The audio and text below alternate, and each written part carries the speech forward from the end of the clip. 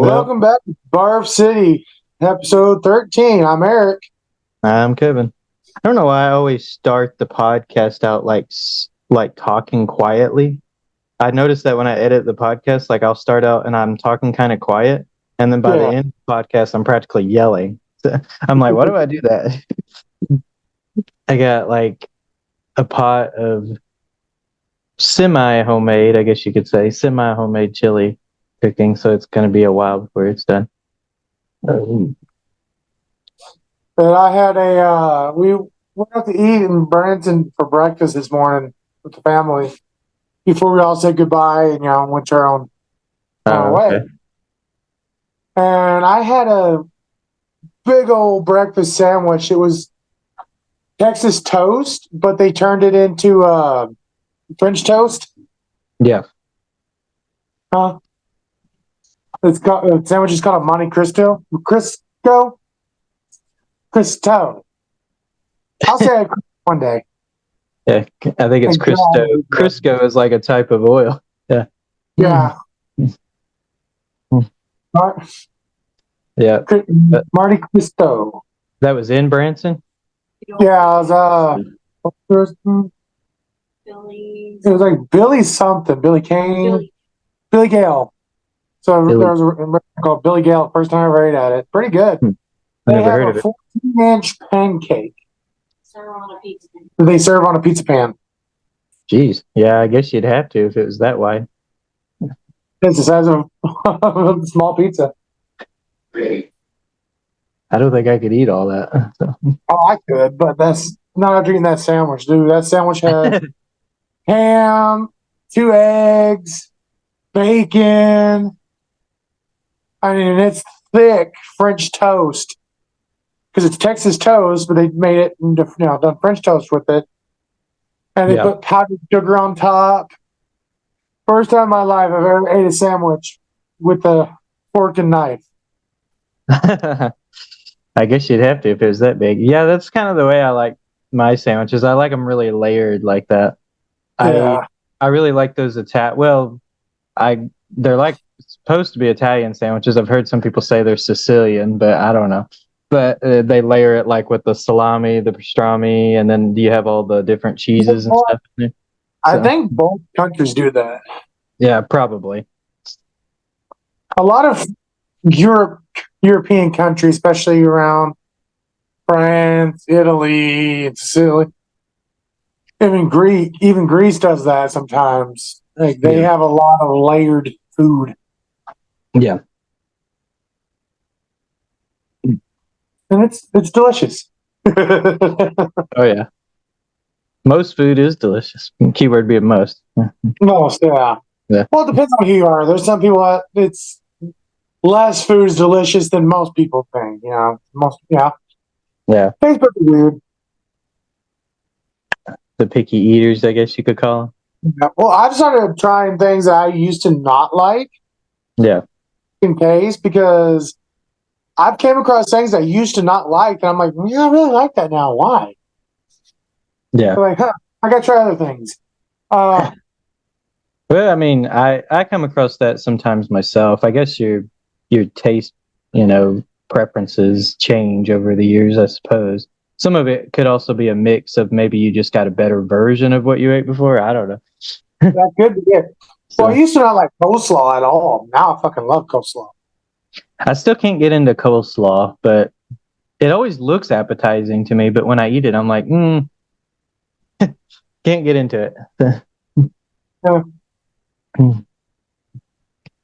But yeah. I like vinegary vegetables. Yeah, I like vinegar, but I mean, coleslaw is really good on fish tacos.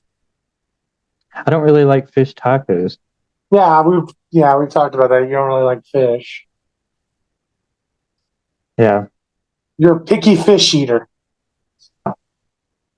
I'm a picky fish. Yeah, I'm very selective when it comes to fish. I'm not. I love seafood. I'm a fat guy. I love food in general. What am I saying? I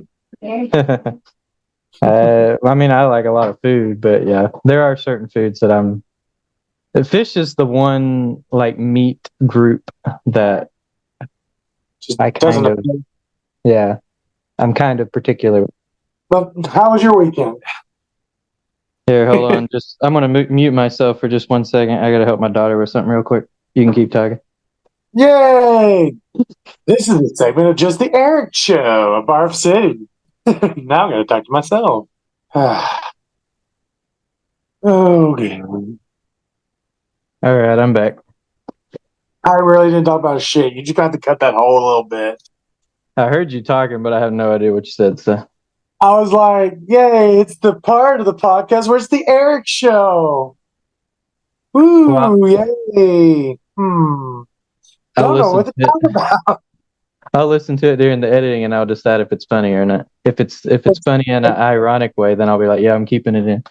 It's not funny. The majority of it, I was just silent. Yeah.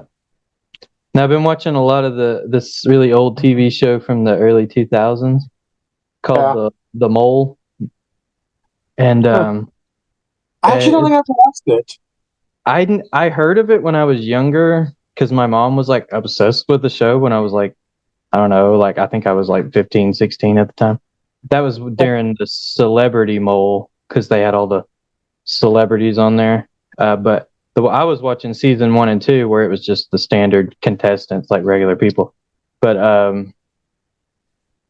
because I can't find any of the other seasons online. I think there's a new season on Netflix, but I don't have Netflix right now. So, but maybe later if I get it when Stranger Things season 5 come out, I might watch it too as well.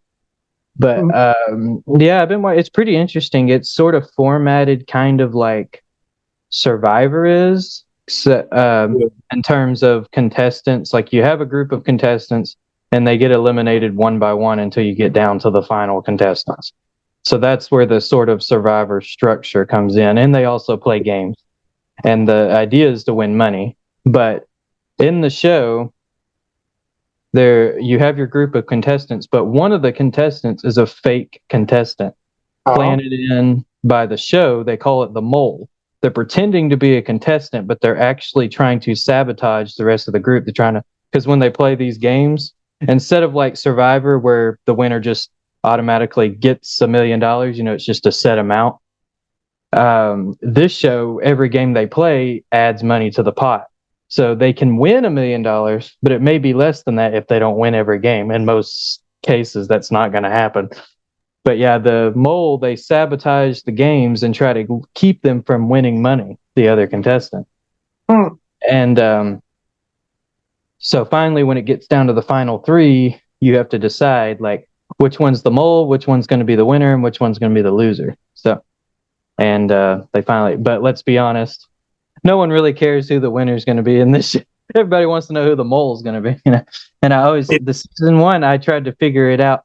I won't, in case somebody wants to watch it, I won't reveal who the actual moles were, but because that's part of what makes the show interesting. But I will say though, in the first season, the mole's tactic was to try really hard to make themselves like blend in, and sometimes that meant sacrificing, actually allowing the other contestants to win the money, and in some cases actually helping them win the money, because they were trying really, really hard to blend in. And that was kind of and I couldn't figure out who it was. They flat out had to reveal to me who it was. I was like, oh, and it was the least person I suspected too. I was like, well, probably one of them two, maybe that one, but I would be surprised if it was. And it winded up being that one. And I was like, wow. So, but then season 2, the mole's tactic was very different. They were a lot more sabotagey with the games and stuff, and even stuff outside of the games. There were times where they purposely tried to get them to break the rules, because there were parts of in the show they have certain rules they have to follow, and if they break the rules, they can actually lose money from the pot. Oh, damn. And so the mole was actually getting them to break certain rules, and it worked too. They actually broke some of the rules because of what the mole did. And so by the time it got down to the final 3, it was a bit more obvious who it was based on the way they behaved throughout the show.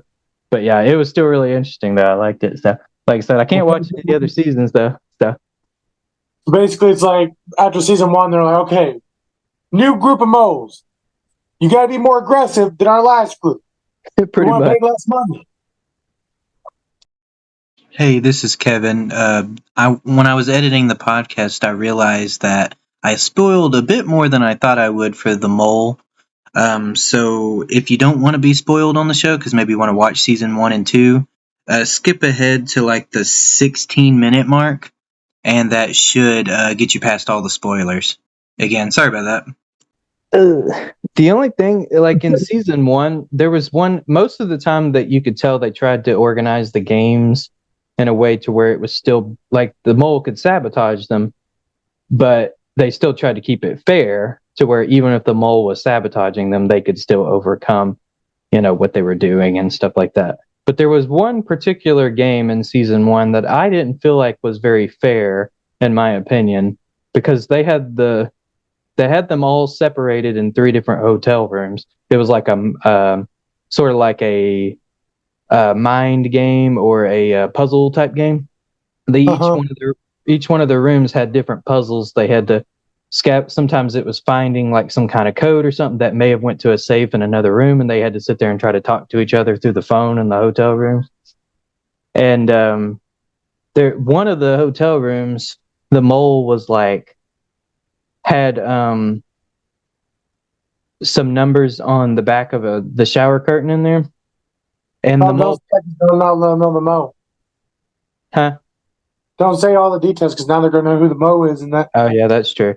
But I'll leave out specifics. But basically, the mole knew certain things about the puzzle, and they purposely were not avoiding those things because to sabotage the game. But I was just like, the problem is they're all isolated in their own rooms. So it's like there's literally really nothing the other contestants can do about the fact that they're purposely ignoring, those clues until the last few minutes, you could say.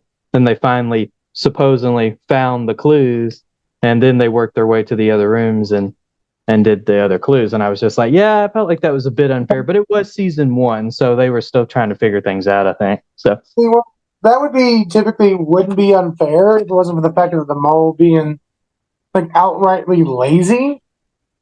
Yeah. Sabotage. That's a cool concept if you have it in different ways. Like, you couldn't separate them from the mole like that because the mole that makes it a game where the mole easily can sabotage. But I guess it makes sense to do in some aspects because they're trying to keep these people from not actually getting $1 million. Yeah. Which is also kind of an asshole thing. Yeah. Like, you can compete, but guess what? There's a mole and he's going to make you lose money. Right. Well, it is fair to say they know about the mole, and they just don't know who the mole is. So, yeah.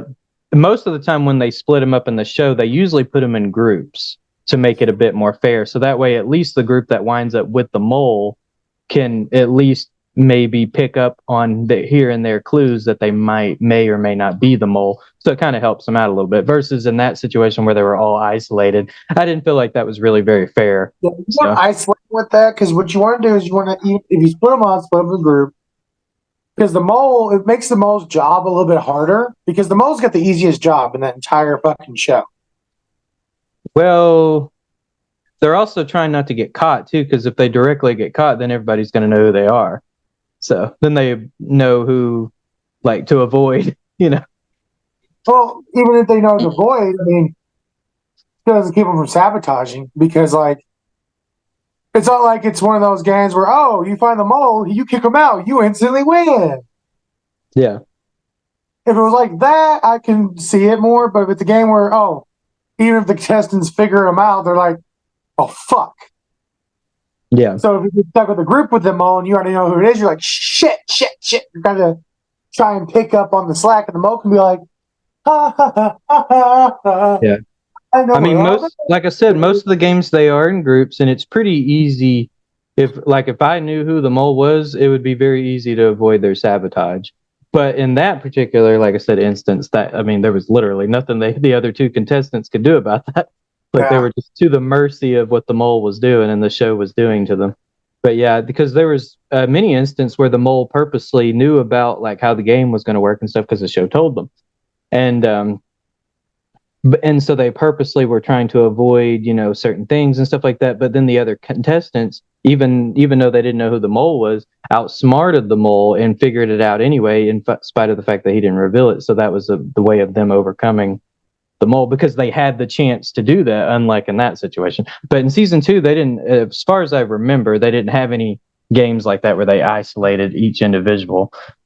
So Yeah, probably because they got a lot of shit. no, actually, there was one game where they all got isolated, but it was when they still had 4 contestants, and they purposely set the mole aside. That's another thing that got me immediately suspicious that this one particular contestant was the mole.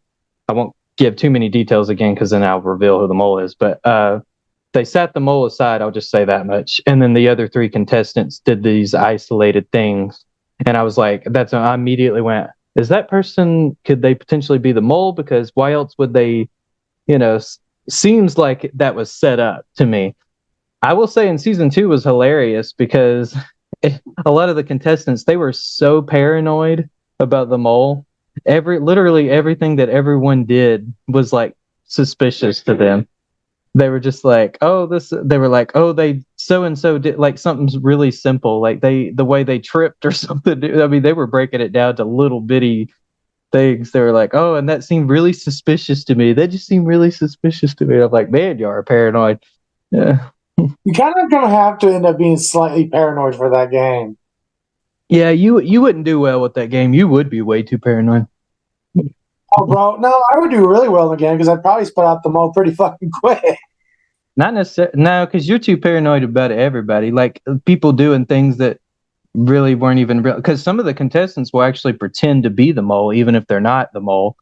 And the reason, I forgot to reveal one part, but they don't actually get voted off on the show, because obviously you could accidentally vote out the mole, and they don't want that to happen. So what you do is you have to take a quiz at the end of the game based on things that happened during the games you played that day. And the final question is always like, who do you think the mole is? And so they vote. And whoever gets the most wrong questions on the quiz is out of the show. So you have to, while you're playing these games, you have to really pay attention to details and stuff around you.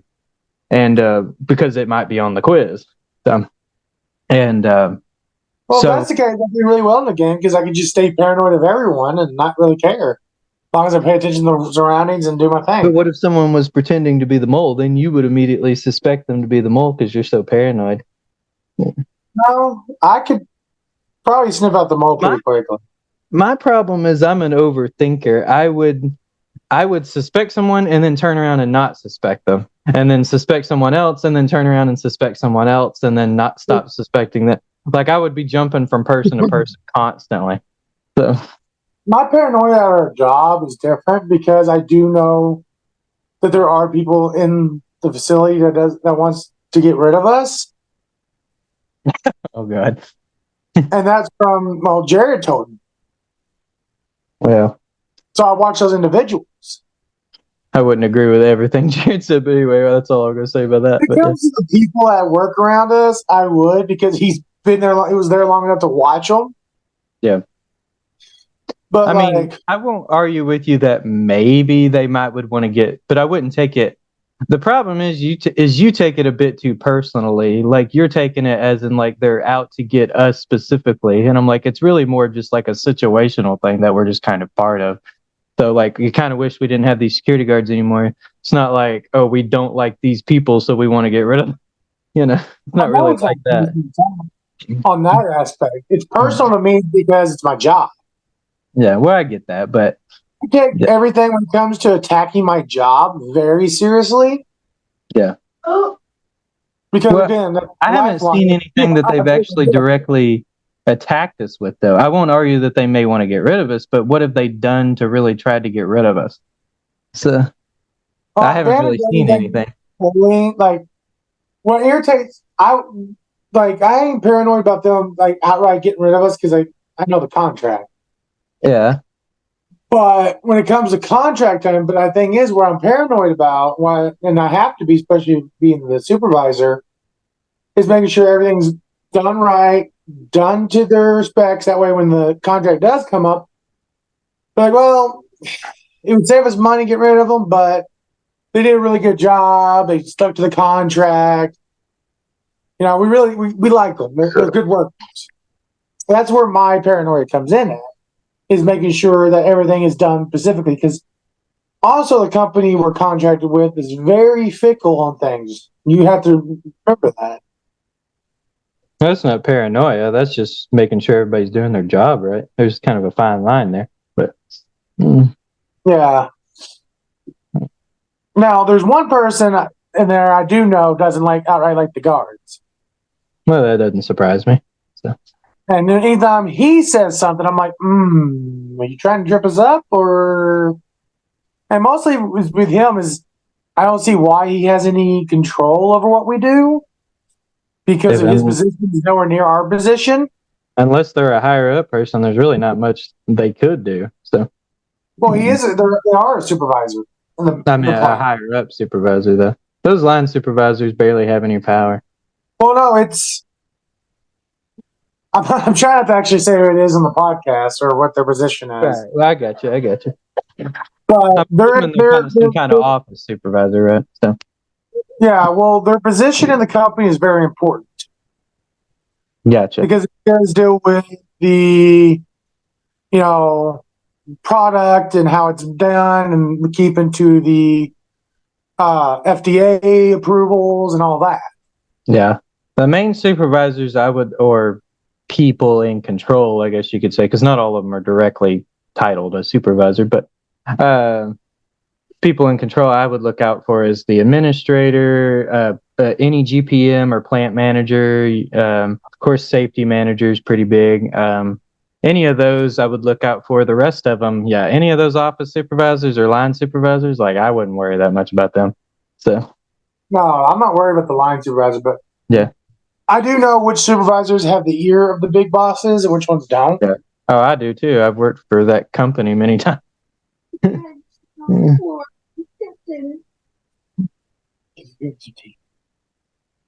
I got something on my arm. I don't know what that is. I don't know. Back in my arm, I don't know what it is. You know how that feeling when you get a carpet burn, how tender your arm is? Almost like if you move a single hair, it hurts. Yeah. Like in the follicle. Yeah. That's how the back of my arm is, but I didn't have a carpet burn or anything. But if I rub my arm, anytime the hair moves in the I can feel the follicles are tender. Best way to explain it, it's very. I love how at the follicle is the last part of your nerves for the hairs, so it's feels really weird when you have pain in your hair follicles because it's almost like that shocky, tickly pain. You know what I mean? Yeah. It's it's pain, but it's not pain. It's weird. I don't like it. Yeah. I must have been thirsty. I drank my drink really fast. Yeah, I'm having my wife. You doing what? You called me and I just asked my wife to give me some tea because she literally called me as I sat down, got comfy from the trip. Yeah, I had no idea what time you were coming home, so I was like, "Well, I'll call him and see what he's doing." Because I actually slept normal last night for once in my life. I actually went to bed at a decent time and woke up at a decent time. I mean, you did wake up. You did stay up till 4 a.m. working. Yeah, and that could have been why. Maybe that shifted me off. Finally shifted me in the right direction or something. I usually stay up though already late, but I guess it's fair to say when I'm staying up at my apartment, I'm not really doing much versus when I have to walk home after 4 o'clock in the morning. So that kind of wears me out. I guess that wore me out probably a little bit more. So because Friday nights, I usually stay up on purpose for a few hours because it's the only night I really get to myself where I don't have to worry about getting up for anything in the next morning. Yeah. So I take advantage of it. Yeah. But yeah, I watched Logan's Run yesterday. I haven't seen that movie since I was a teenager. Never watched it. Oh, so old 70s movie. You probably know what it is. You just never seen it, maybe. Yeah, I know what it is. I've seen it. And Yeah. also, I've watched a few movies last night. Yeah. Because of my wife's nephews that I'd never watched a Disney, because I never watched Moana. They had that plan. And never watched Frozen 2, or they decided to play that last night. Finally, almost watched all of Holes for the first time. You never seen Holes? Not all the way through it. I've always missed bits and pieces because, like, You never read the book when you were in school? oh, I read the book. I know the book, Oh. but I've never seen how it's portrayed. So you know the story pretty well. Yeah. It's pretty close to the book. There's only a few here and there differences. The only bit I missed yesterday or the day before, whenever we watched it, was I went out to go smoke, and so I missed, like, after Shia LaBeouf's character wrecked the truck and ran off into the forest after Zero. Yeah. And I came back to where they were eating the onions under the Godstone or whatever it's called. On God's thumb. Yeah. There wasn't a big chunk that I missed, but it was rather, it was a very significant chunk. Yeah. But I know the gist because of the book and all that. And right. Yeah. Also, we watched a movie I ain't watched in so many years Friday night, Cool Running. Oh, God. I've seen that movie so many times when I was a kid. God, I ain't watched that in so freaking long. Yeah. Oh, it's been a long time since I've seen it. I've just seen it a lot, though, when I was a kid. There was a couple other movies that I hadn't watched in Disney-wise. Like, especially the newer Disney animations. Like, I haven't watched Red. I'm probably not going to. Haven't watched what? Red. Red. I never heard of it. Yeah. I'm a little out of the loop with the new Disney animation movies. I haven't seen so many of those. I think the last newest Disney animation movie I saw was Tangled, and that movie's kind of old now. I've never watched Tangled. Oh, really? It's pretty good. You should watch it. So I was surprised how much I liked it because somebody talked me into watching it. I can't remember who it was, and I was like, I probably won't like it that much, and because I don't really like those modern day Disney movies. And I watched it. I was like, actually, that was pretty good. So yeah, like the funny thing is, like a lot of the newer Disney ones, especially the ones that have like musics, like the Frozen, Moana, yeah. And all them, like I know all the songs. I've heard the songs. I haven't watched the movies until recently. Well, I know all the songs to Frozen, but I've never actually seen that movie. Yeah, it's like okay, these songs. Of course, I know the songs because they're on all online and everywhere you go. Yeah. Did you know they're making a live action Moana? Didn't know that, but it doesn't surprise me. So. Yeah, Brandon, they're making a live action Moana, and The Rock is going to play Maui. Yeah, he's going to be the live action Maui, which is going to look weird seeing him with hair. Yeah, I'm sure they'll figure it out. Because I ain't seen The Rock with hair since the 90s. I was supposed to say he's been shaving for quite a while. Yeah, because when he first started wrestling, I can't Every remember. time I see an old video with him with his hair, he always looks weird to me. I'm like, geez, you look weird with that hair. I'm used to you seeing him being shaved. Yeah. Well, because he ain't going to be too bad, because I remember him as Scorpion King with long hair. Oh, yeah, that's right. He did have long hair in that. Was that actually his hair, though, or did they put that in? I think that was a wig, because at the time he was bald when he was wrestling. Okay. Yeah. It is all CGI anyway. Well, no, I'm talking about in the Scorpion King movie. Yeah, I know. The whole scene he was in was all CGI. No, the whole scene he was in that was CGI was The Mummy. Oh, wait, what movie are you talking about? Movie. Oh, I never watched that. I only watched The Mummy because I was forced to. Well, practically forced. I don't really care for those movies personally. Oh, I love the Mummy movies. They're Except for, I don't like the Dragon Emperor. Isn't it the fourth one? I know which one I haven't seen that one, but I know which one you're talking about. Yeah. So The only thing I love about that movie is the Yetis. Because one of the Yetis kicks one of the bad guys through, like, looks like the goals of the field goals of the football field. yeah, And one of them looks at the other and puts his hands up like it was a success. And he's like, yes! Well, like they gave the Yetis a goofy little personality for one moment. And they're these, as they're beating the shit out of these guys. But you know what? I like that scene. I can watch this movie just for that scene right there.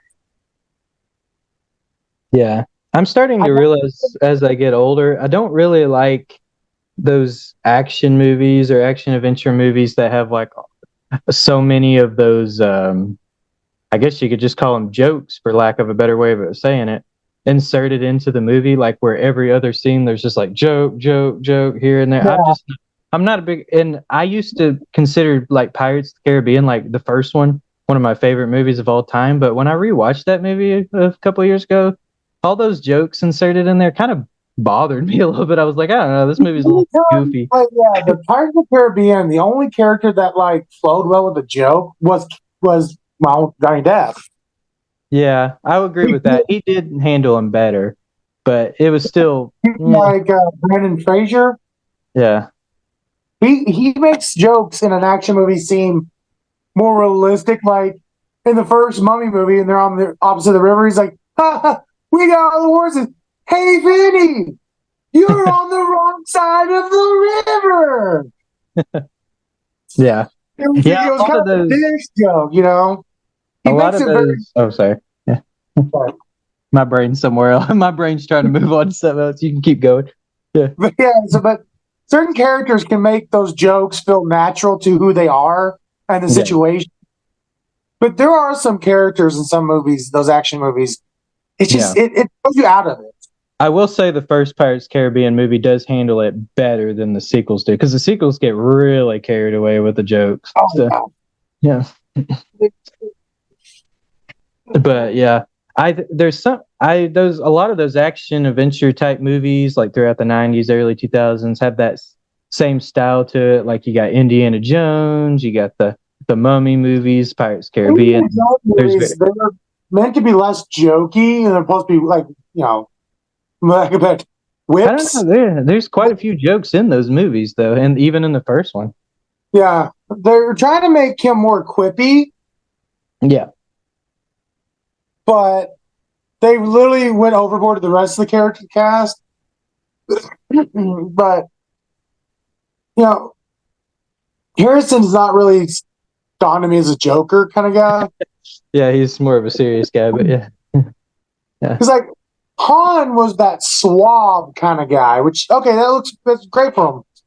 And they tried to, like, add his Han suave to Indiana Jones, but throwing a little bit of jokiness to it. Yeah. He just doesn't feel like he plays that character. Yeah. Yeah, even some of the lines I always thought were a little awkward in Indiana Jones, and I could say for other movies as well. Like the part, like everyone always, laughs at the part and quotes the part where he says, "I hate snakes," but I always found that line kind of cringy, actually. I was like, okay. I'll laugh at it because it's whatever. I think I laugh at it for the wrong reason, though. Yeah. Because you got actors like Mel Gibson, who, I mean, Lethal Weapon was a great action, movie of the late '80s and early '90s. Yeah. Lethal Weapon quadrilogy. How would you say it when it's four of them? Quadrilogy. Yeah, you hit it right. Yeah. They played it very well on that whole, little bit of jokes here and there with the action. Like, I can't remember what's the actor who plays the older detective. Are you talking about Danny Glover, or are you talking about Glover, Danny Glover? Yeah. His whole God, I'm getting too old for this. Yeah. But it hits because he plays that character like you can tell he's really getting tired. He's ready to retire. He legitimately comes off as like, oh God, I'm so sick of it. Yeah. Yeah. So it makes the jokes hit. And, Mel Gibson when he does his little crazy little quirks, it works. Yeah. But there's just some movies that hit me because, like, as much as I love Bruce Willis, great action star, his the guy or whatever, the one they consider a holiday movie, you talking Die about Die Hard, where he plays John McClane? Yeah. yeah, he could come. He had a lot of hit or misses with the jokes with me. Yeah, he did a little bit. Yeah. Like his one-liner, the yippee-ki-yay, motherfucker. I love that. Yeah. I love one-liners, but he just. But on those sides, like, so Jay sent me a video over the weekend. Did you know? I guess so. I'm having an issue with what Marvel, their cinematic team is doing. Apparently, none of the writers are fully allowed to talk to the other. And none of the writers? Yeah, none of the writers of each of the movies and the series now in Phase 4. That's weird. Yeah, according to the video, in this interview, they were even talking about how they never read the comics. One guy was like, "Yeah, I was advised not to read the comics." I'm like, that's how you're gonna fail. You need to know the source materials and what is out there in the Marvel universe to make a better movie. You don't have to do it just like the comics. No, that's not what you got to do. You don't have to read it and go panel per panel. Right. You can have your own story in the Marvel universe. But if you don't know the source material, where these characters are coming from, why they are who they are, you just create this.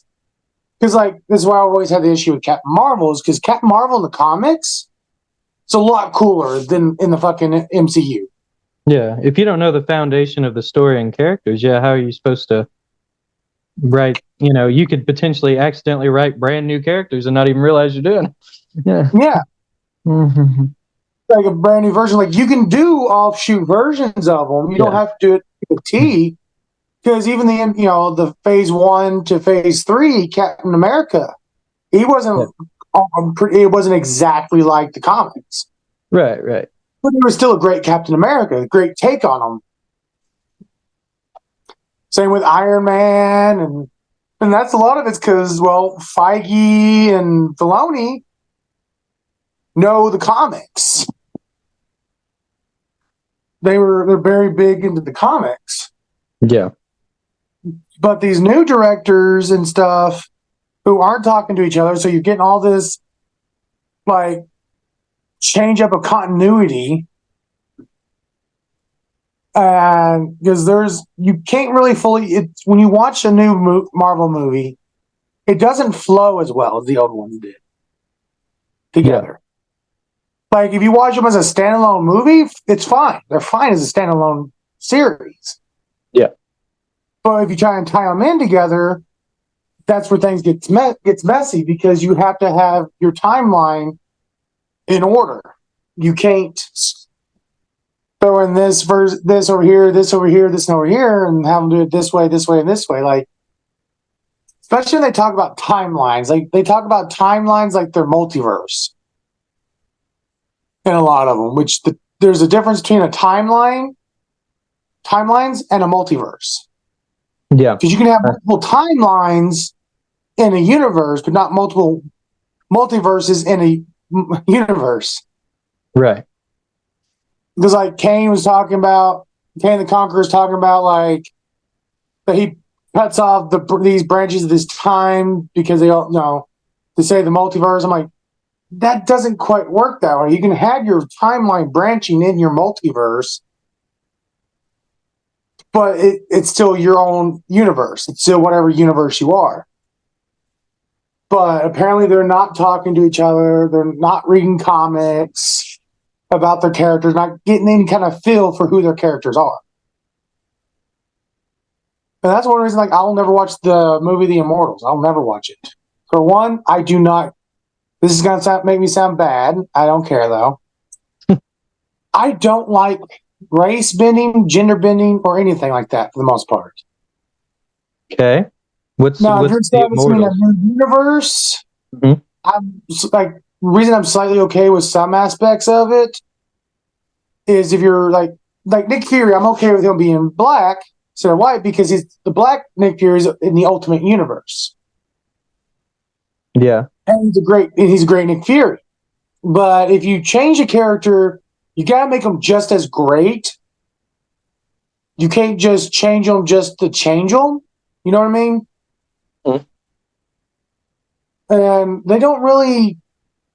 They changed characters like, because they were like, we got too many guys in this team because the Immortals are mostly guys in the comics. So they changed them to female in the movie and even changed their whole, ethnicity. I cannot speak big words today. Yeah. But it doesn't match to who their character is. Like you lose some aspects of, what makes that character. Like changing Nick Fury from white to black, it doesn't change his storyline. You know what I mean? Yeah. It doesn't change him. You can still have him be Nick Fury the same reason. He's just a black guy. Yeah. But if you change their gender and this and that, and you also start changing their motivations for being who they are. Yeah. And you can't fully change that to still make them the same character. Because, you can make an alternate shoot of a character in a whole new storyline, but you still have to keep their core. You know what I mean? If you change everything, including their core, their character, it's a whole different character. Yeah. At that point, you're just, I don't like that character, so I want him to be this way. Also, I didn't like how they killed off. Spoiler, if anybody hasn't seen Doctor Strange in the Multiverse of Madness, I don't like the way they killed off Black Bolt. I hadn't seen it, but I'm never going to watch it. So, you don't mind me spoiling it? Yeah, I don't mind. Go ahead. Now, So like I said, warning to people in the audience. Yeah. You know who Black Bolt is? Sounds familiar. So he's part of the Inhumans, and they're extremely powerful, like mutants. And I'm not going to go the full depth of the story because if you know who the Inhumans are, you'll know. But just to get to this point, he can't talk because if he speaks, his word, just a whisper, can obliterate someone. Yeah. That's all. Just whispering a word. He kills the Doctor Strange of the universe that he's in, the Black Bolt that we see. He walks up to him and goes, "I'm sorry." And just the sound wave of just saying it like that, just, "I'm sorry," obliterates him. Because their Doctor Strange started becoming evil. And he let himself be killed to stop himself from being evil. Being fully evil. And so they have him go to speak to Wanda, and she gets rid of his mouth. Yeah. And he's sitting there freaking out, and he screams, with his mouth covered, because it's just that, you know how they do it when they get rid of your mouth, it's just the skin thing. Yeah. And it blows the back of his head in. Like the theory, the way they're going is the sound wave ricocheted off his lips, back up into his skull and encaved his skull and crushed his brain. I don't like that because if his mouth was strong, the mouth skin was strong enough to stop it from coming out, his skull would be strong enough to basically he would just be reflecting the sound within his body. Yeah. Excuse me. But I guess you can scream, but I don't know why they even made him freak out and scream. It's not Black Bolt's character.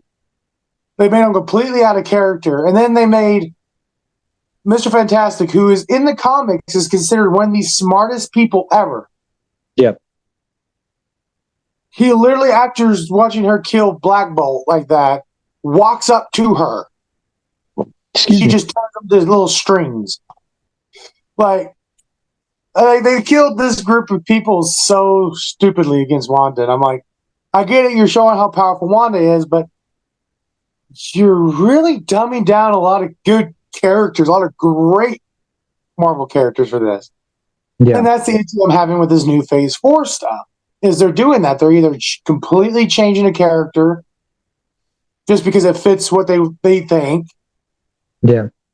or they're not knowing enough about this other character and not using them to their full potential because they don't read the comics and they don't talk to each other. Yeah.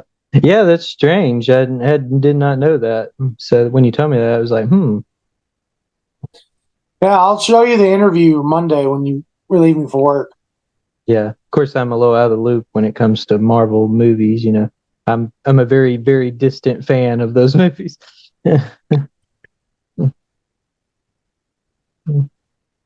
I kind of started out into it when they first started years ago, but I lost interest, lost heavy interest, I should say, pretty quickly. Didn't take long for me. I was kind of like, So the biggest downfall to the MCU, yeah, even before the Phase 4, where it really started becoming an issue as a fan watching it, yeah, was so when they started the MCU, the most popular comic at the time was the Ultimate Universe. yeah, Which is why we do have Samuel L. Jackson as Nick Fury, which I love Samuel L. Jackson in any role. He's a great actor. And we had the more, edgy style, and then it starts becoming more cartoony. yeah, And that's because they left because in the midst of, writing the startup of the MCU before it was going to be the big thing it is, they were copying the more edgier version of the comics, which was the Ultimate Universe. And that comic book ended, that run of the Ultimate Universe ended with, its destruction. That's why we have Miles Morales in the 616 universe now. mm-hmm. Because he was originally part of the Ultimate Universe only. Which I love Miles Morales. He's a great character. But so they switched up their style midway through because, well, it copied an edgy comic that was already getting ready to be ended anyways. Yeah, they kind of did. I never really thought about that before. Yeah. And you do have to be an actual comic book fan to really realize that. Yeah. So it's fine if you're an avid just the movie fan. Yeah. A lot of this stuff ain't going to bother you. It's fine. So for me to watch stuff, I have to really shop that comic book side because I know it's not going to feel at the core of the way the comics are. Because people say, "Oh, it's a multiverse." Yeah, it's a multiverse. But if you look at every multiverse in the comic, the characters are still similar enough, but yet different. Right.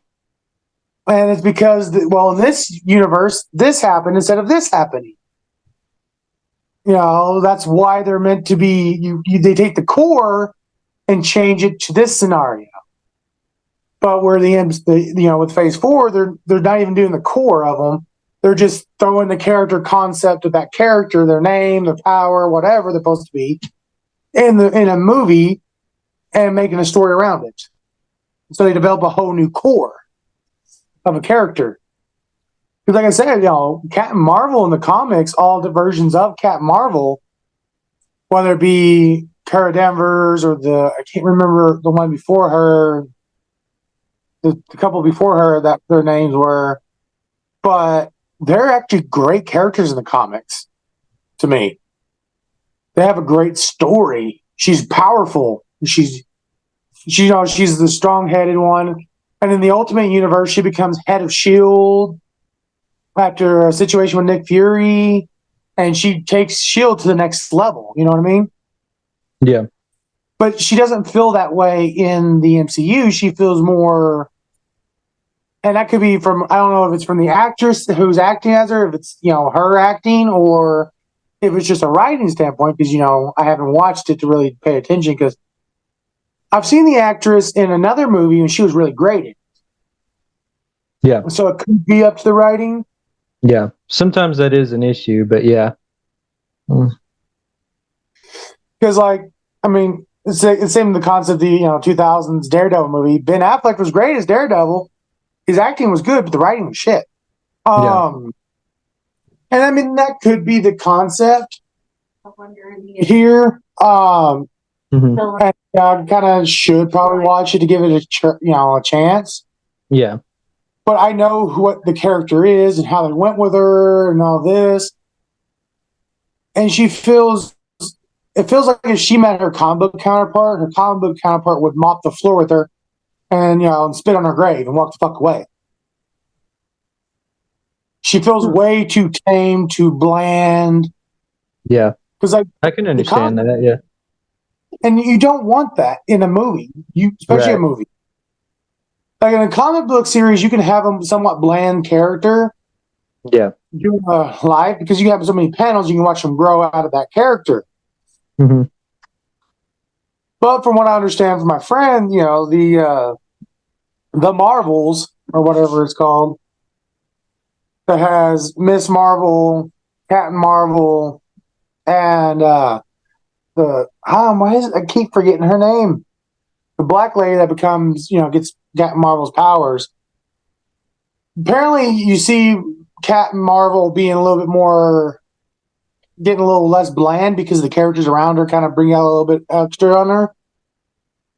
Because like Miss Marvel is a teenage nerd who's a fan of the Avengers and stuff, and she gets powers. She has powers, and Camilla, and so she kind of, when she's around the group, she kind of has that more hyperactive, like yeah, kind of thing. Yeah. Which they she's apparently kept her nerding core out or- character. Yeah. They didn't apparently change her, which is great because she's one of my favorite female Marvel characters. Yeah. Because she's just so out there. She's a nerd, and she has a sense of right and wrong. She wants to help people.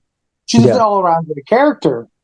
So I guess that kind of character portrayal, still being that way, they've had to kind of like bring Captain Marvel out of her shell a little bit, which is kind of cool. But you're taking so long to do it. And you can't really, like in a TV series or a comic book series and book series, you can do that. You can take your time. Yeah. But you kind of have to slightly move those plot points along when it comes to a movie. Or it just feels like the same thing the entire time. You know what I mean? Yeah. It's such a long pause before you said, yep. Oh, sorry. I'm listening and reading at the same time. I know I'm being bad. What are you reading? I'm on Reddit. Of course. But yeah, I mean, that's not a way to play that's not how you do your thing, man. Have your writers talk to each other, figure out your fucking universe. Yeah, I mean, if you want all these movies to be connected, I feel like you would want them communicating as much as possible. So, Yeah. I mean, And, yeah, it's weird. And you look at the comics, or the movies that came before for inspiration of how you should do it. Yeah. And I know that they want the individual series to still feel like their own movies too, but you could still do that while they're all communicating with each other. Well, like a good example is if you look at the when Marvel was not Marvel, but when Netflix was allowed to make their Marvel TV shows, Mhm. Jessica Jones, Luke Cage, Daredevil, and Fist, they all had their own universe. They all had their own stories in their season. They had crossover moments. They had a crossover series called The Defenders, where all four of them for a whole season were together. But they made a separate show. They have their own solo shows where they might see each other every once in a while in a situation. And then, of course, they had their entire adventure together in one season on a different show called The Defenders, which was great. And they even arc to the stuff that's happening in the MCU universe. Like Jessica Jones talks about the alien invasion, so it's still connected. And they're going off that rule, but Jessica Jones is having her own adventure. You know what I mean? Yeah. And so is Luke Cage and Iron Fist and Daredevil. They're having their own complete entire adventure, but they still arc at things as happened in the bigger scope of the universe. That's what you're supposed to do. You're supposed to get the main core of your universe correct. What is your timelines going to be like? What are all the villains in these timelines and how they're supposed to act, or if they ever interact, or when your character sees another superhero, how they're supposed to act near that superhero. And Yeah. you don't have to act that way 24/7 in their own stuff. They can be themselves because it's just them. Because like Iron Man acts completely different when he's with the Avengers for the most part. Yeah. So you gotta. That was the thing. Like all the MCU before Phase 4 were connected. They knew the rules of their world. They had their own solo adventures that would eventually show up in something else or talked about somewhere else. Right. And also, they've kind of done some weird things with the Secret Invasion. Because I guess Cody Rhodes, I'm not Cody Rhodes, it's a wrestler. The guy's first name, his last name is Rhodes, the black guy that's the War Machine. Oh, heck, I don't know. Don't get me lying. Yeah, I know who you're talking about, but yeah, I don't know. Apparently, spoiler for anybody who hasn't watched Secret Invasion, apparently Secret Invasion takes place before Endgame. And Rhodes is killed in Secret Wars. So the Rhodes we're seeing is not Rhodes. He's Really? whatever the alien race is, that because they can turn into other people and they can read your mind by just touching you. So the funny thing is, the scene because Rhodes is the first person to reach Tony. And the first thing he does is put his hand to the side of Tony's head as Tony's dying. So people are like, wait, if Rhodes is actually one of those aliens, did he just read Tony's mind and learn everything about Tony and all his inventions? Yeah. So it's like, how's this supposed to work? And I don't know who planned that and why they threw that there. Because, the Secret Invasion came out after Endgame, but it's placed before Endgame. Yeah. So, like chronologically, it would take place before Endgame. Yeah. Yeah. Mm-hmm. So it's like, wait. So what are they going to do from there? Did the alien Rhodes copy Tony's knowledge of his tech? So, all right. And is that why why Tony's tech is supposed to appear all over the place soon or some point or whatever? Yeah. Are they just, selling tech from Tony that only Tony originally could make and to fund their invasion? There's not enough answers. And I don't know. They don't make anything coherent to where it's going to go. Yeah.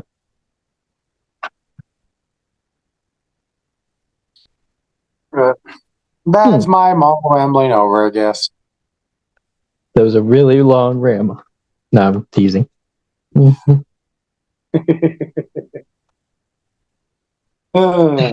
said you can ramble as long as you want. I planned on talking about the mole, but I talked like 1,000,000 miles a minute, so I kind of said everything I wanted to say within like 5-10 minutes. I was like, well, that's done.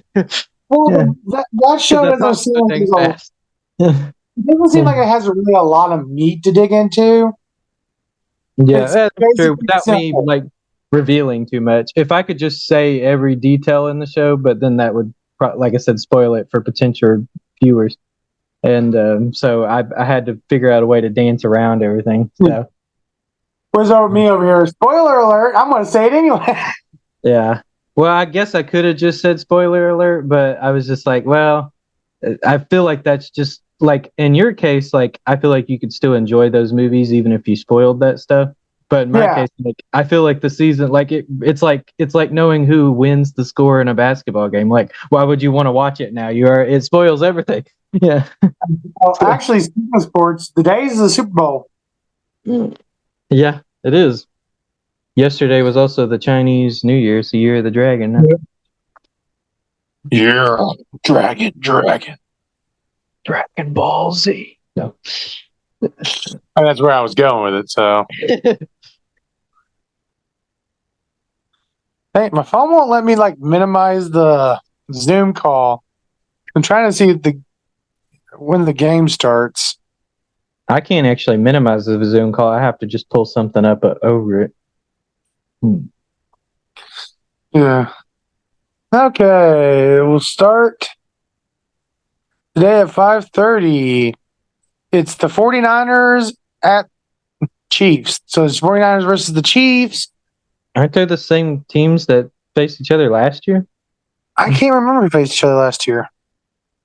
Pretty sure it was. Or no, it was the Chiefs versus the Rams. Cowboys. Oh, was it the Cowboys? I was thinking it was the Rams, but yeah, maybe it was the Cowboys.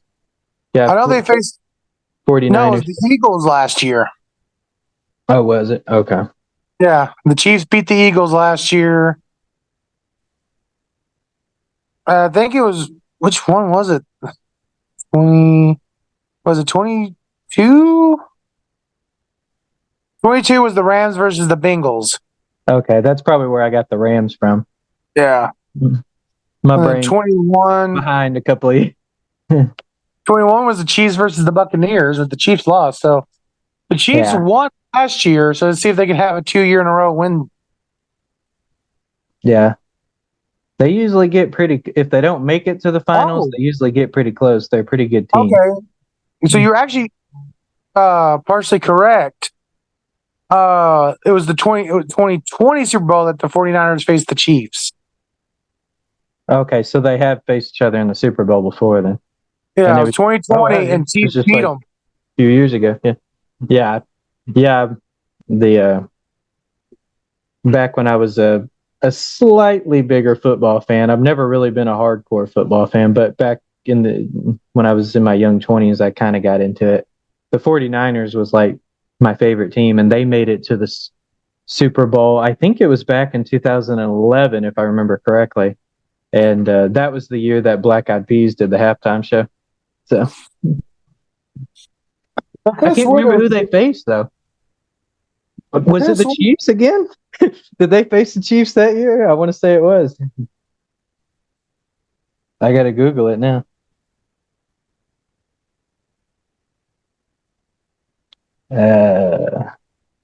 But yeah, the Super Bowl's done.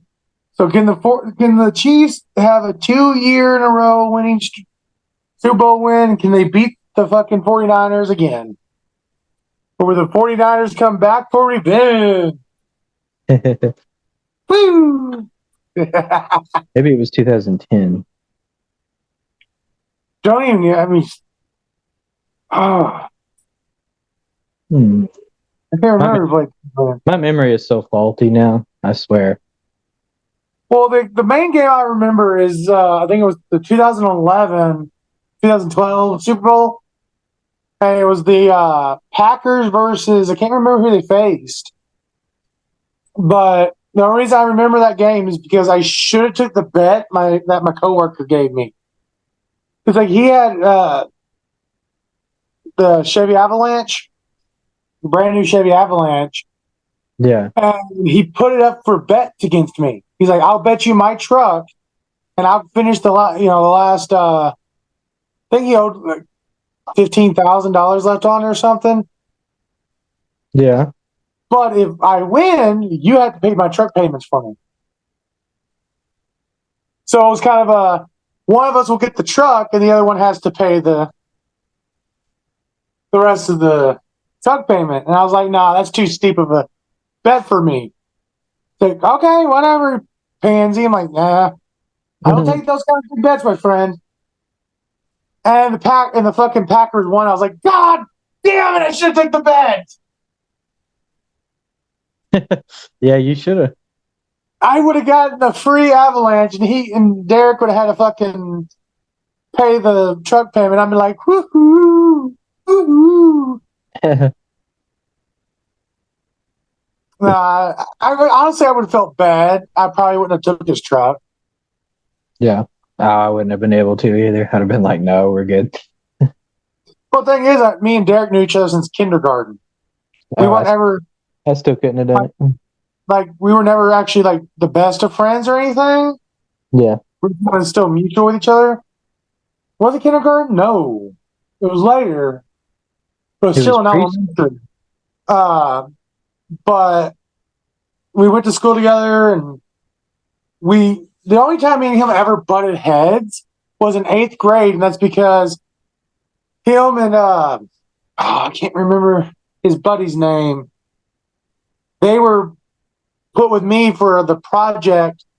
So in 8th grade, we had a science project because it was environmental earth. It was environmental science. And we had to do a big old display and, talk about a certain planet. We got Mars, which was great because I already knew a shit ton of stuff about Mars anyways. Yeah. And they got put with me, which kind of irritated me because I wanted to be with my other buddies, my actual friends. And I remember going home, doing all the display, doing all the research, getting the entire speech down, every little bit you'll ever need to know about Mars, even the fact that it actually has the largest volcano of any planet. Yeah. And we get back to school on the project day, we go back in for project. Derek had only done like a paragraph, and his buddy did nothing. Sounds like something I would have done. And Like, I got did this. Yeah. And I remember it pissed me off because I had all this done. I had the display. I had the stuff for the projector. And they stood up there with me, and I did the whole speech. Yep. And I did the full, reading it And off. shared the credit with you. Yeah. And Mrs. Haynes was looking at it, and she completely failed Derek's buddy. And I can't remember why. I see his face, but I cannot remember his name.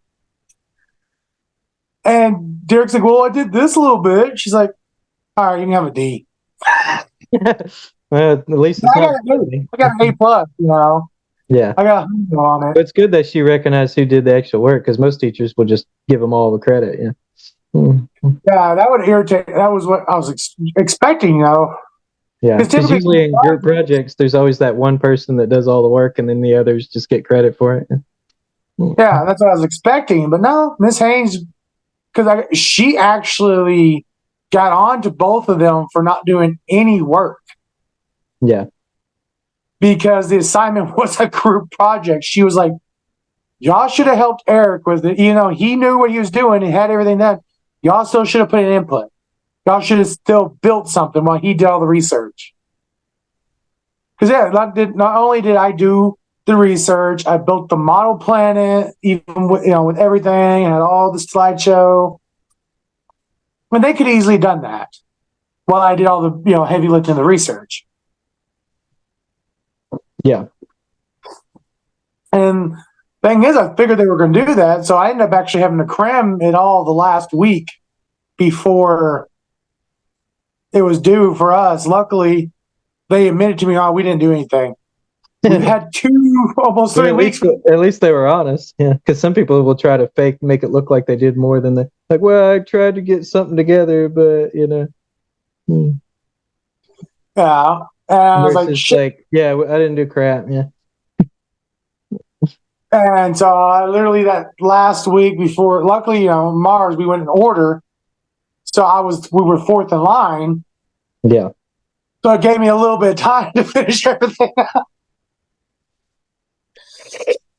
Because we had to write the report, we had to read it off, we had to have certain actual good points about the planet that most people don't know. We had to have a model, we had to have slideshows, all this.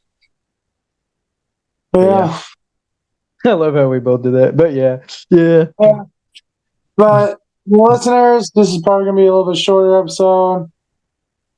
It's got to be an hour and a half to 4 hours. No. And it's like the yard driver at work. That was one of the questions he asked me. He's like, "Well, how long are the episodes normally?" I was like, "They're usually vary between an hour and a half to 2 hours. So like sometimes they go a little over, but yeah, usually they're in that bracket." So Yeah. Well, yeah, I don't really have a lot. I mean, we could go for hours upon hours, but after a while, we would just be even more just stupid ramblings than what we naturally do. Or smart ramblings, depending on how you look at it. Uh, dude, we had this. So the lodge that we were staying in over the weekend, we were sitting out there. I went out to to go smoke, and Smoke. there's this person kept backing into the property where we were at and sitting there. Like one time, they got so close to my father-in-law's truck, like they almost hit it back into. Yeah. So me, my brother-in-law, and my sister-in-law's husband walked out there, and my brother-in-law walked up to the window. I was like, "Hey, can we help you?" We Yeah. couldn't understand what they were saying. They just kind of mumble something, and he's like, "All right, well, you need to gotta get going." Right. They drove up the hill because it was this big old steep hill that led to where we were at, and they stopped up at the hill and looked at the neighbor's house. Wasn't really the neighbor lodge or whatever, and we're like, and they kept doing. They kept circling the area. Hmm. And next thing we know, a cop car came through with spotlight. Uh-oh. It's like, what is these people doing? But yeah, we rode out there, three guys. Like, what the fuck is it? We don't need them on this fucking right next to our cars. We don't need them fucking our shit. Branson crazy, man. Branson crazy at night. Yeah, I've been to Branson many times, but it's been a long time since I've been there. Yeah, the sad thing is, like, not really like it's a quick vacation spot because it's 2.5 hours away if you drive over the mountain. Yeah. 3 if you avoid the mountains. Yeah. Yeah, it's not really much of a difference. And it's easier just to avoid the mountains. Because, dude, I got so irritated. This trip, the car decided not to allow me to use cruise control. Hmm. And typically, I use cruise control all the way up till we get to the mountain. And then, of course, I manually control it through the mountains because, curves, hills, drops, blah, blah, blah. Yeah. Sharp ass curves. Keep it going. And by the time, we get out of the mountain, my foot's tired. I'm like, okay, we're back on the highway. I can hit cruise control. I can relax a little while for the last bit of the trip. But this time, just straight to the mountain. Like, my toe felt like it was about to fall off. Yeah. And I had to keep just driving. It was so hard to keep up to speed. It's always the heel of my foot that always starts falling asleep when I drive for a long period of time. It's like that heel, because I press my heel, I think, to the floorboard as I'm pushing the gas, and it starts falling asleep after like a good, after about roughly an hour or so. Yeah. Yeah, I was in there by the time we got there because which the funny thing is, the drive because we decided to go through the mountain because it's quicker, we can get there faster because, just got off work and dealt with the stuff that, I had to deal with before leaving, which kind of irritated me. But on the way back, we decided to take the longer route, around the mountain. It would be easier in the car and on me. And we weren't in too bad of a hurry, still had we still got here with an hour and a half to almost 2 hours before my wife had to go to work. And it's slightly longer, but comparatively, I felt it was a lot easier. It wasn't as, because by the time I got to the lodge where we were staying, I was sitting there talking to my mother-in-law. I was like, if I'm in this car any longer at this point, you're going to have a half human, half car son-in-law. I'm going to be a sin car. I literally started feeling I was being melded to the car. I was like, you can tell where I start and where the car stops. Oh, my foot. Oh, jeez. Good? Yeah. This is kind of cramping up a little bit. I get it. We're having a slight issues on the podcast today, people. But yeah, I think I'm good. Unless you have something you want to add to this part of the podcast, this part of the episode, It's part of the what? The what? this part of the episode. I know. I just wanted to hear you say that again. Hear the working conditions I have to deal with, people. Well, I should say, hear the working condition. You can't see it. I'd hardly consider this working. Really, it's not. Like, it's fun. I'm essentially, I mean, that's one of the reasons why, like, if I actually did have a full-time job being a podcaster, well, I would love it so much because essentially I would just be doing what I already voluntarily do every day anyway, which is just talking.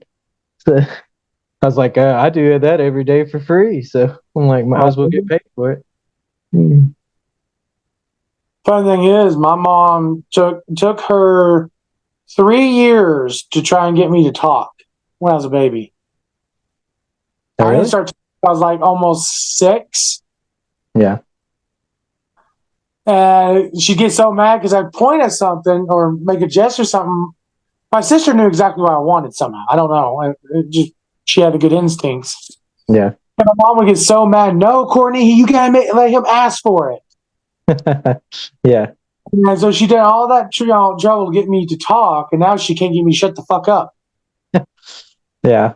That's what I always have to tell people when, like, because you know how I am. Like, when you first meet me, I'm typically more on the quieter side because I just don't know what to say to the person because I'm like, well, I don't know you. I don't know what you want to talk about.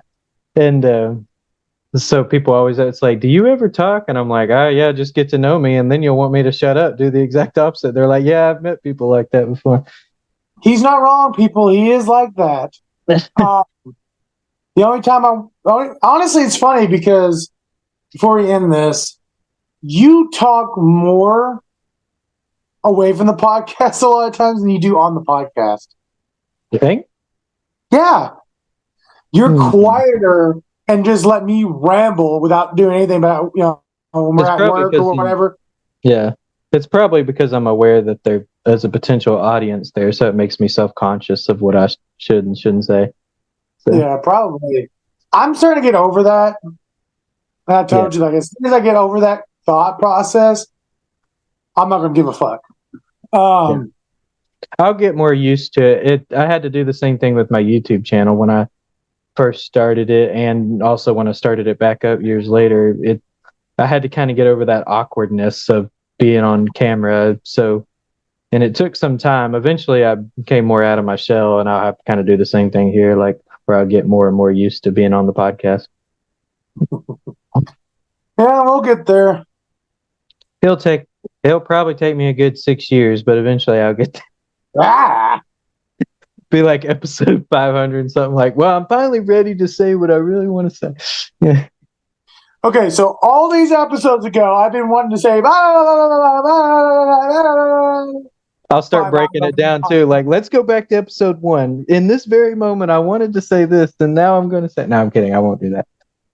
Honestly, I don't even remember what we even barely talked about in episode 1. Only because only thing I know is the title. But like, other than that, like, I don't know what else we talked about. So, yeah, gotta basically be like episode 500. Kevin finally breaks loose. Kevin finally breaks loose. Yeah. Heck, I barely even remember what we talked about in the last episode. I'm the same way. Every time I'll get done editing it, and I'll remember some of the conversations we had because I just listened to them. But then by the time I get ready to start uploading it, because I have to wait till I get home on Wi-Fi to do that, uploading it and stuff like that, I'm like, what would I'll go to type out the description and like the show notes, and I'll be like, what did we talk about again? And I'll have to kind of remind myself, try to think about it a little while. Yeah, because we basically discussed the episode as you're editing it. Like, why did we say that? Or, man, we were so stupid there. Or, we'll just talk about it. And then after that, after it's uploaded, we're done. Pretty much. We're getting ready for the next episode. Ooh, man. Well, I guess we could end it off here. So, We That's good. what was I saying? To everyone that's listening on yours, do some little homework here. Like if you're on YouTube, like, subscribe, leave a comment. I've been periodically peeking at them, and so far, I guess technically one comment, but I don't really care. It was a little weird comment. Yeah, he was like asking us out to dinner and stuff. It was really weird. You're not that lucky. Well, he was mostly asking you, but that's beside the point. Oh, nah, I'm married. He's not that lucky. He's into married guys. That's why he was asking you. Oh, okay. I see. But if you have any ideas, like rebuttals to anything we've ever said, please comment. I do love rebuttals. I'm a very big debater. You are? Oh yeah, shut up. I'm not done with you today. Yeah, I guess on Spotify, what it's just a follow or Yeah, you just like follow or whatever. That was such a great description. Yeah, you just like follow or whatever. I was asking, is it a follow? Yeah, it's called follow. Yeah. Well, don't do a Spotify now. Oh man. Yeah, if you listen to us on Spotify or YouTube, heck, if there's actually something you're like, hey, I want to get Eric riled up, just type in the comment section. I'll get riled up. That's not hard to do. Oh no, it's not hard to rile me up. If you want to hear me go off on something, just type it in the comments on YouTube. If I see it, Yeah. and I get riled up, it's going to be next episode. You'll hear it. You know what ends buts about it. It'll be very interactive with y'all. You might not like what I'm going to say back, but if you ever want to rile up a podcaster, I'm the one to pick because I'll fire back and have some fun with you. Yeah, I'm more passive aggressive. I'll just be like, yeah, I can understand. That'll probably be my response. Yeah. But anyways, that was the short episode 13. Oh yeah. Have a good one, everyone. Bye.